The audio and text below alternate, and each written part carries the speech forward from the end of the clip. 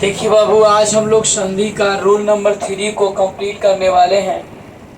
ऐसे हम लोग संधि में रूल नंबर 2 तक कंप्लीट कर लिए हैं। आज हम लोग रूल नंबर 3 को कंप्लीट करेंगे। और संधि में कुल 6 गो रूल है आपका व्यंजन संधि का। तो व्यंजन संधि में 6 रूल पढ़ा देंगे, उसके बाद में आपको विसर्ग संधि 6 रूल चलेगा।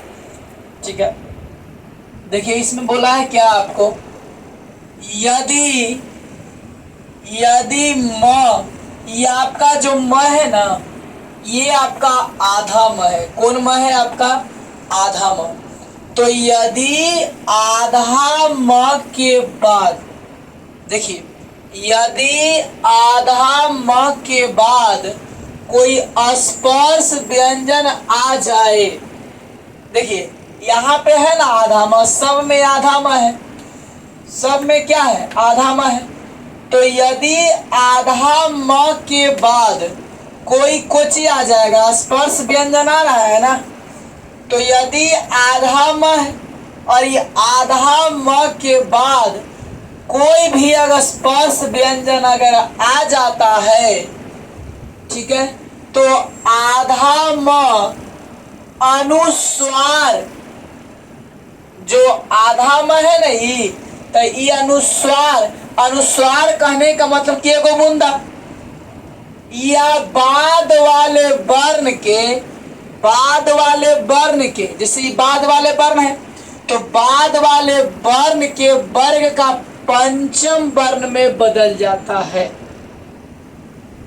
जैसे देखिएगा, ये आपको दिया है क्या कि यदि आधा म के बाद, तो आधा म है ना, आधा म, और आधा म के बाद कोई कौन व्यंजन आ जाएगा, तो कोई स्पर्श व्यंजन आ जाए, तो ये आपका कौन व्यंजन है?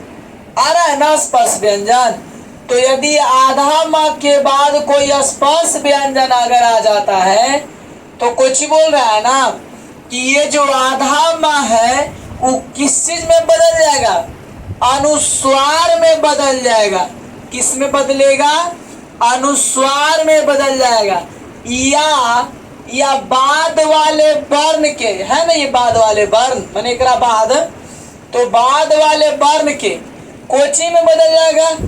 वर्ग का पंचम वर्ण में। जैसे च है तो च के पंचम कोच होता है ई, ग, तो ग के पंचम अंग च है, तो च के पंचम क्या हो जाएगा? ई। इस तरह से कुछ बोला है कि पंचम वर्ण में क्या हो जाएगा? बदल जाएगा। ठीक है, देखिए आप संधि को हम लोग समझते हैं। देखिए ये आपका क्या है? म है, तो ये म है, तो ये वाला म कौची बदल जाएगा? अनुस्वार में। तो अनुस्वार कहाँ पड़ता है? अनुस्वार जो है, ये अनुस्वार कहाँ पड़ता है बाबू? तो अनुस्वार ऊपर में पड़ता है ना। देखिए, तो ये क्या लिखेंगे हम? की लिखेंगे। अच्छा, आई च है, तो च में क्या देंगे? ऐसे जिस तरह से लिखा हुआ इस तरह से लिख दिए। ई जगह पे कोची पड़ जाएगा? अनुस्वार पड़ जाएगा। तो यहाँ पड़ेगा ना कि यहाँ, ये तो अपना अलग है, तो एकरा पे ना अनुस्वार पड़ेगा, तो इस पे कोची पड़ गया? अनुस्वार पड़ गया। और ये क्या है आपका? त, तो हम क्या लिख दिए? त, तो कोची हो गया आपका?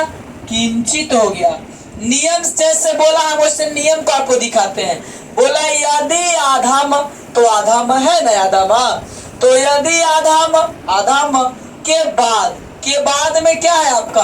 के बाद कोई स्पर्श व्यंजन आ जाएगा। तो ये क्या है आपका? कोई स्पर्श व्यंजन आ रहा है, तो कोई स्पर्श व्यंजन आ जाए ना, तो आधा म कोची में बदल जाएगा? अनुस्वार में। कोची बदलेगा बाबू?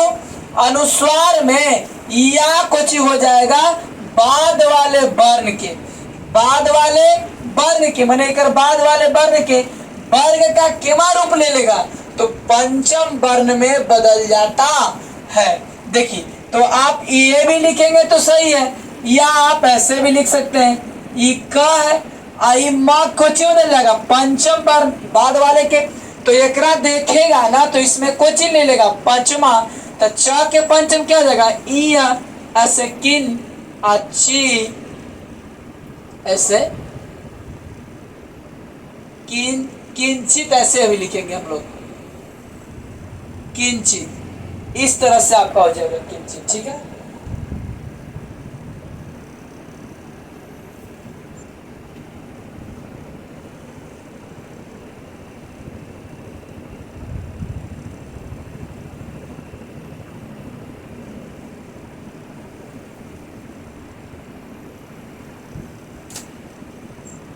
देखिए बाबू, तो किंचित जो है आप क्या लिखें, ये किंचित इससे भी पढ़ेंगे, ये आपका कौन नहीं है, या आप किंचित ऐसे भी लिख सकते हैं कि आधा इया अच्छा आता, किंचित आपका दोनों तीनों सही है, कोई तनाव नहीं, कोई दिक्कत नहीं, क्योंकि बोला है कुछ कि बाद वाले वर्ण का है क्या में बदला है कि या तो अनुस्वार में बदल जाएगा या कुछ बदलेगा, बाद वाले वर्ण के वर्ग का पंचम वर्ण में क्या हो जाएगा, बदल जाएगा। देखिए है ना, इस माँ, तो माँ के बाद कुछ है, कोई स्पर्श व्यंजन है, स्पर्श व्यंजन क्या हुआ है, 25 को है, क से माँ तक 25 को होता है स्पर्श व्यंजन। तो देखिए, तो ये माँ है, तो इस स के कुछ हो जाएगा स। अब देखिए इसके बदले में तो एकरा पे बिंदु चल जाएगा, तो संग हो जाएगा अगम म, तो कुछ हो गया संगम, हुआ ना संगम।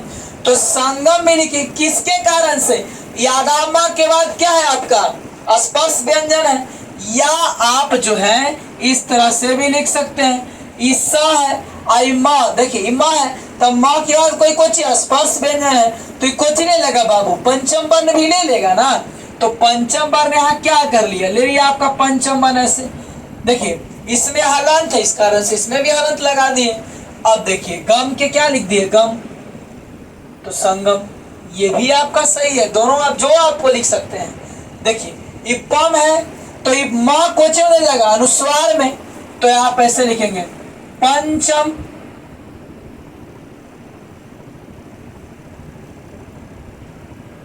पचम हो जाएगा, पचम नहीं, संगम इस पे नहीं होगा, इस पे होगा संगम, ये जो बूंदा है ना इस पे होगा, इस, ठीक है, सॉरी गलती हो गई बाबू। देखिए ये पम है, तो ये वाला एकरा पे कुछ हो जाएगा, चढ़ जाएगा उछल के, जैसे ई मान ले के आदमी है और एकरा सामने, एक बात समझ रहे हैं, आपको समझाते हैं। देखिए ई है जा रहा है, ई है पापा, ई होकर बेटा, और सामने में बैठ गया कोई कोची, माने कोई सियार, कोई कुत्ता बिलाई, तो ये उछल के चढ़ जाएगा ना एकरा पे कि ना हमारा गोदी ला, कहते ना, तो जैसे उछलेगा चढ़ेगा, तो आपको बतेबे किया है कि कोची बदल जाएगा, अनुस्वार में बदल जाएगा, उसी तरह से।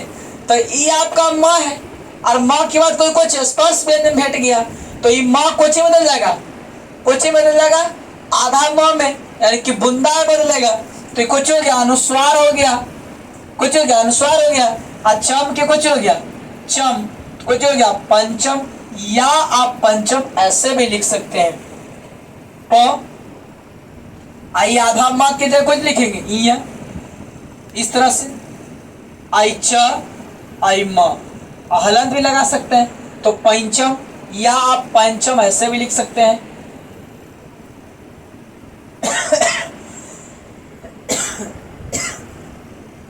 अगला देखिएगा, ये आपका क्या है, अहम प्लस में कार, तो ये अहम प्लस में कार है, तो जेकर पड़ोसिया ओकरे पर आगे चढ़ जाएगा, ये एकरे को दिया मैंने जाएगा, तो यहाँ पे क्या बनेगा, अनुस्वार में बदल जाएगा ना, तो इसमें क्या बदलेगा आपका क है, तो जैसे ही क के देखा तो कुछ किस में बदलेगा, अनुस्वार में, तो इस पे बदल जाएगा, इस पे बदलेगा ना, तो अहन हो जाएगा अहन, और कार के क्या लिखेंगे कार, तो क्या हो गया आपका अहंकार हो गया, क्या हो गया अहंकार हो गया।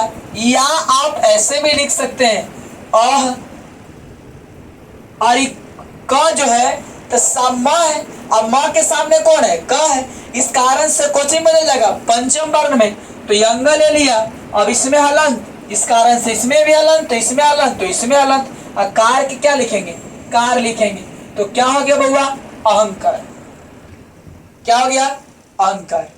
ठीक है, तो देखिए बाबू लाइट का कुछ प्रॉब्लम हो गया है, रहने देते हैं आज के लिए इतना ही। फिर मिलेंगे हम लोग नेक्स्ट क्लास नेक्स्ट वीडियो में।